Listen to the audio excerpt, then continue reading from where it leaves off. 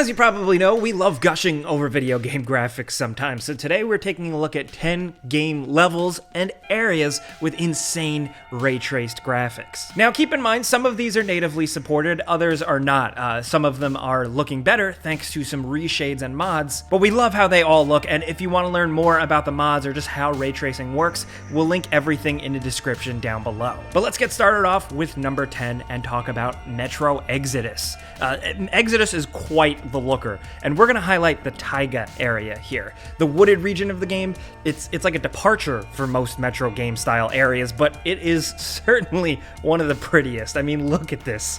This game saw one of the earlier implementations of ray tracing, but hot damn, does it really still benefit from it here? I mean, the fact that the actual physical behavior of light can be accurately and quickly shown on screen here like this really just makes a difference for the overall image. You know, sunlight streaming in from the outside and interiors, reflections of low-lying swampy bodies of water, the shade underneath trees, sunlight peeking through and passing through tall grass and casting swaying shadows. Man, it's all here. I know, like, we're kind of blowing our load by showing one of the coolest looking ones at number 10, but we figured you'd want to see this first. It just looks amazing. Also, just saying, Metro Exodus, one of our favorite games the year it released. It still holds up very much. You should play it. Next at number 9, Watch Dogs Legion's London. Pretty much the entire city, any time of day. Watch Dogs Legion, of course, was another game that was heavily marketed by NVIDIA for being a showcase for RTX, and when it is on, you can really tell. It looks damn good. You were able to kind of experience it on the next-gen consoles, but to see it full bore on PC, it is just amazing here. Watch Dogs London is a very rainy place. There's always puddles and stuff, you know, flexing those real-time reflections and the way the light bounces off of things, but more than anything, that near-future design of the city, where there's a lot of neon and a lot of light everywhere, just really lends to the look. But not overly like other games in this list we're going to talk about. It's a bit more subtle, but you can just tell, even from the settings menu and how the game demonstrates the ray tracing and how the lighting works, it is really nothing short of incredibly impressive. Now, as someone who wasn't super into this game, I will say, from a visual standpoint, it's probably one of the best things about the game. Exploring this pretty London is still definitely something worth considering. I mean, look at it, man.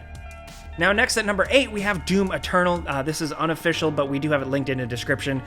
We wanted to highlight the Atlantica facility. Now, you know, the visuals here with the lighting tweaks, it's not extremely in your face, but still really nice. Considering this level is already graphically intensive, it has lots of rain and weather effects, everything is wet, it still looks really damn cool. And if you can get it running well, and considering that the game moves at a blazing speed, stopping to smell the roses and really look at the visuals show just how insane this game can look and how well the engine can scale. And when you tweak it, it can just look that much better.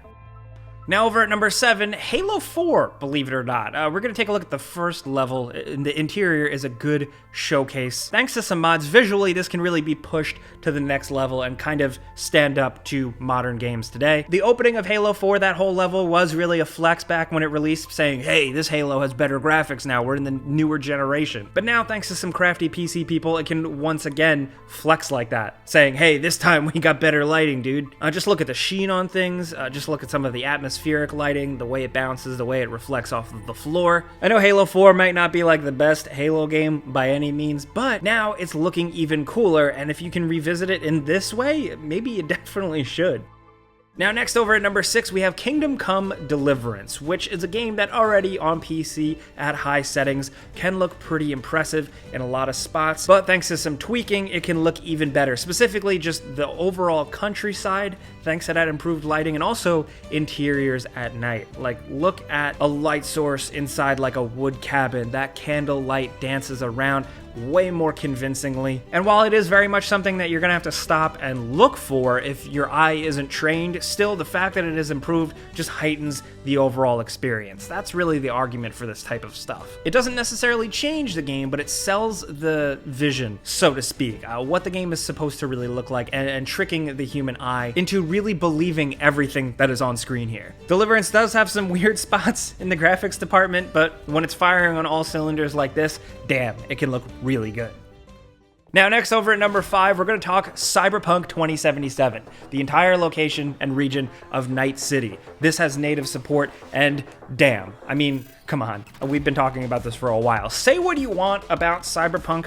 It has issues. People have massive problems with it. Some people really love it. It's still divisive as hell, but the art direction and the graphics behind Night City is really impressive, immersive, unlike anything you've really experienced in a game before. And when you turn on ray tracing, it all gets amped up. I mean, the neon everywhere, the lighting, the streets, the way this entire city is designed, it's almost basically like a showcase for ray tracing. It is, of course, another game that Nvidia took the time to really highlight, and for good reason. It's probably one of the prettier games on our list when you have everything maxed out, cranked up to 11, high resolutions, ray tracing, good frame rates, the whole 9 yards. Maybe if you have other problems with the game, that's one thing, but if you're just slowly looking around at the city, exploring, my goodness, it is definitely a sight to behold.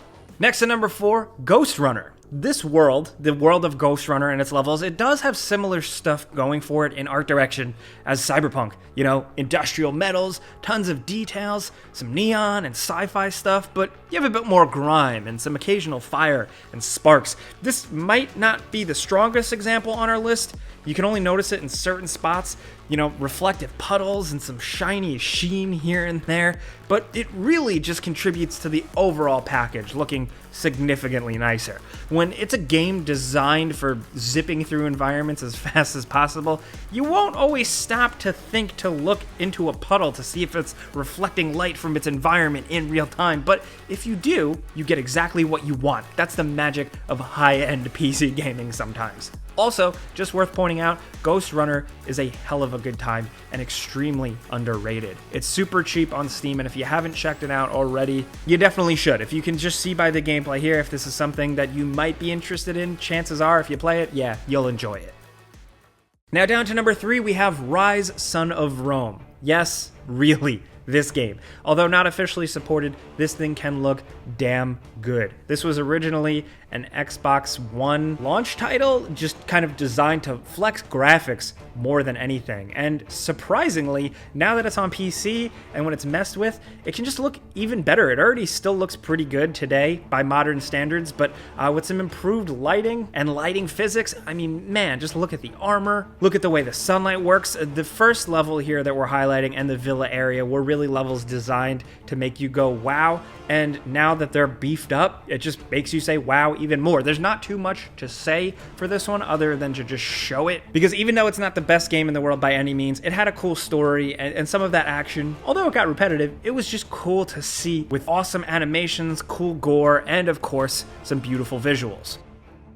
Now down to number 2, Red Dead Redemption 2. The PC version of this game is already insane, but with some tweaks, man, look at this. We wanted to highlight specifically Saint-Denis. We think it's one of the most graphically impressive areas we've ever seen. We've talked about this in other videos, but here, with some tweaks added on and some reshades, it just looks that much better. That little difference just takes it from 11 to 12. I might sound like a fanboy here, but seriously, sometimes the subtleties really make a difference, you know, and just some of the extra detail to the streets, to just how the lighting works in the city from day to night. It's not perfect, there can be some glitches here and there, but woo, we think this is one that you definitely want to mess with and use to flex on your friends, if you are lucky enough to have an RTX card. Considering at the time of making this video, they're still really hard to find, but we figured you guys would definitely want to see this one. Now down to number 1, let's talk about Battlefield 5's Rotterdam level. This was a big demo for ray tracing when the thing was first announced. Do you remember that tech demo video that RTX put out where it was Battlefield with a black car with an explosion reflecting on the car? Well, that was taken specifically from this Rotterdam level. And while yes, you do have those old-timey cars reflecting things looking very impressive, that stuff has been highlighted already, but the finer details are crazier, like herringbone pattern bricks on certain public square areas and narrow streets. How the light hits it just looks way more convincing. This is hard to explain, but yeah, the light just kind of splashes across it in realistic ways. Then of course the puddles realistically reflecting everything in real time look awesome. Interiors, they have tile and wood floors that give off an appropriately realistic shine, not overly shiny like we've seen some games kind of overdo for many years. Thanks to this new realistic physics-based lighting, it looks great. Just genuine stuff here all around and absolutely gorgeous. But that's what we got today. We just wanted to show you guys some very pretty video game graphics, some really cool environments, levels, and areas. But we want to hear from you guys in the comments. Is there any other game you would like us to showcase? Any level that is absolutely gorgeous with ray tracing or ray tracing adjacent tweaks and hacks? Anything gorgeous at all that you've seen online you want us to highlight here, definitely let us know. Maybe we'll make a part 2 for this video. But if you enjoyed it, clicking the like button is the best way you can help us out. We would really appreciate that. And if you're new, consider subscribing and hitting that notification bell because we put out videos every single day. But hey, as always, thanks for watching, and we'll see you guys next time.